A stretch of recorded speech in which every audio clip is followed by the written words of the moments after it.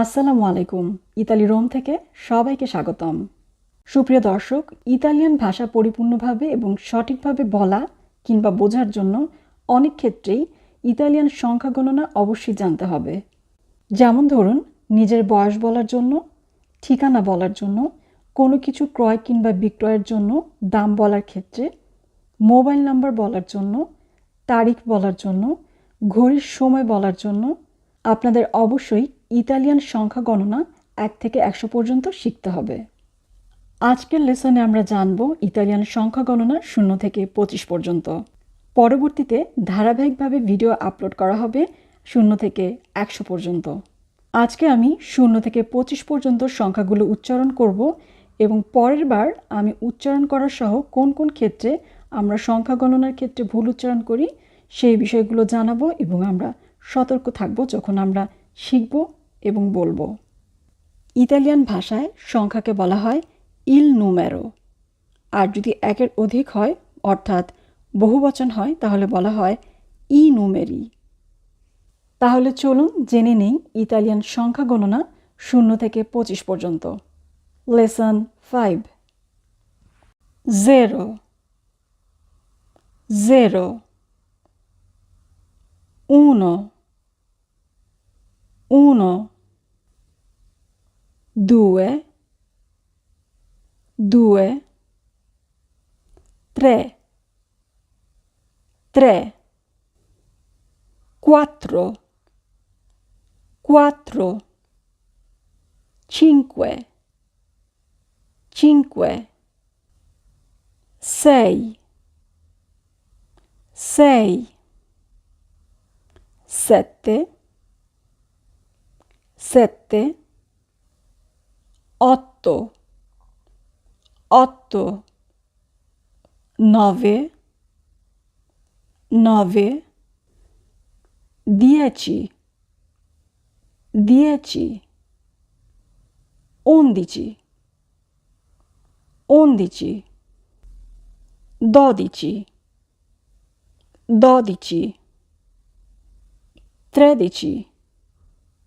17 17 18 18 19 19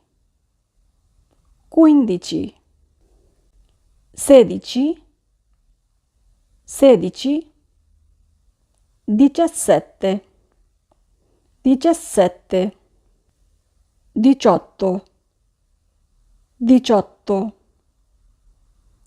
20 21 21 22 22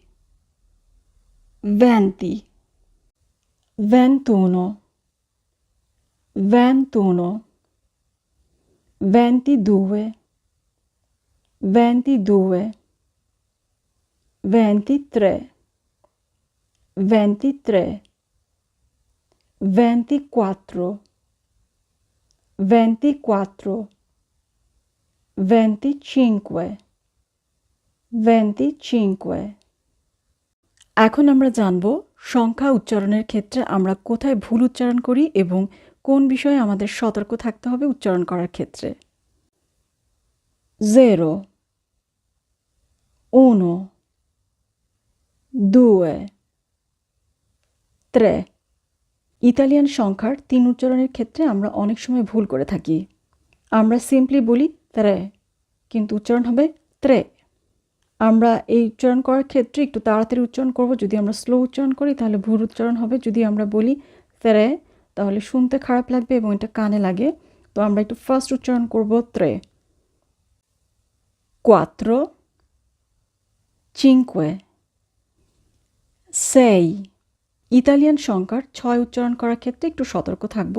আমরা খুব কেয়ারফুলি উচ্চারণ করব 6 7 8। ইটালিয়ান ভাষায় টিকে উচ্চারণ করা হয় বাংলা তয়ের মতো। এখানে কিন্তু আমরা বলবো না অট্টো, আমরা উচ্চারণ করব অত্তো। 9 10। ইতালিয়ান সংখ্যার 10-এর উচ্চারণ আমরা চি উচ্চারণ করব সবার শেষে। CI উচ্চারণ হয় চি। 10 11 12 ইতালিয়ান সংখ্যার 12 বলার ক্ষেত্রে আমরা একটু খেয়াল রাখবো, আমরা বলবো না দোদিচি, আমরা বলবো দদিচি। অনেকেই আমরা বলে থাকি দদিচি, তো এই ব্যাপারটিতে আমরা খেয়াল রাখবো। আমরা বলবো দদিচি, ত্রেদিচি, quattordici। ইতালিয়ান সংখ্যার 14 বলার ক্ষেত্রেও খেয়াল রাখতে হবে, এখানে ডবল টি আছে, তো আমরা এখানে দুইবার তয়ের মতো করে উচ্চারণ করব। তো উচ্চারণটি হবে quattordici, quindici, sedici।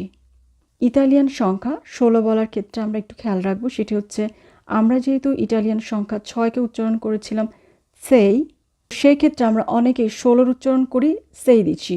এটা আসলে ভুল উচ্চারণ, সেই দিচ্ছি হবে না, উচ্চারণ হবে sedici, 17, 18।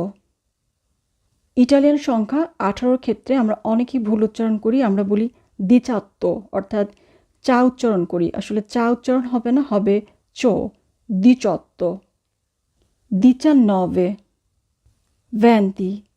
আমরা অনেক সময় উচ্চারণ করে থাকি 20, এটি আসলে ভুল উচ্চারণ, আমরা উচ্চারণ করব 20, 21। অনেকেই 21কে উচ্চারণ করে 21, আসলে উচ্চারণ হবে 21। আমরা 21 বলবো না, বলবো 21, 22, 23, 24, 25। আপনারা অবশ্যই এই সংখ্যাগুলো শিখে নেবেন, কারণ সংখ্যা ছাড়া কিন্তু আপনি ইতালিয়ান ভাষা পরিপূর্ণভাবে কখনোই বলতে পারবেন না।